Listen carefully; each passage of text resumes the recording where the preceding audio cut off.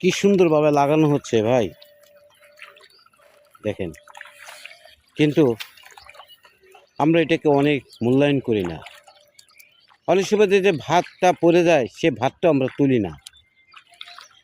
আমাদের নবীজি একটা ভাত তার চিলুনচিতে পড়ছে, সেটাকে 7 বার ধুয়ে খাইছে। কি ভাই খাইছে না?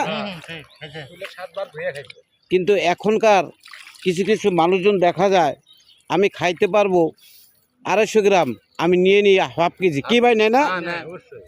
যেমন আমাদের ক্যান্টিনেই অনেক সময় দেখা যায় যে ভালো তরকারি হলে ভাত বেশিই নেয়, কিন্তু দেখা যায় সে তার যতটুকু নেওয়ার যোগ্য আছিল ততটুকু সে খাইতে পারে আর খাইতে পারে না, অবশিষ্ট কি করে ভাতটা ফালায় যায়।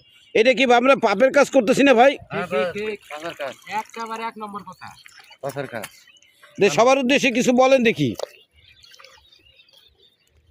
ভাই, সবার উদ্দেশ্যে কিছু বলেন। সবার উদ্দেশ্য বলার মধ্যে মনে করেন যে ভাতটা নষ্ট করা যাবো না, ভাতটা কামাই করতে মনে করেন যে পরিশ্রম করে, খুব পরিশ্রম করে কামাই করা লাগে, খুব খাটনি।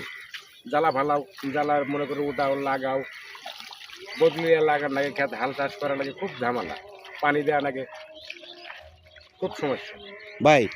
এবার বুঝতে পারছেন আপনারা, দেখেন কতটা চমৎকারভাবে ফুটে তুলেছে তারা।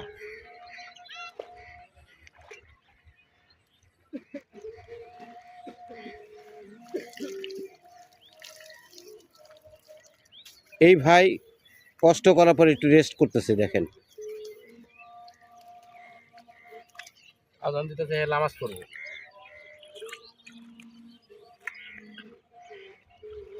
এই ভাই চমক দেখেন, পরিশ্রম করার পর সে এখন নামাজের প্রস্তুতি নিচ্ছে, আসর নামাজ পড়বে।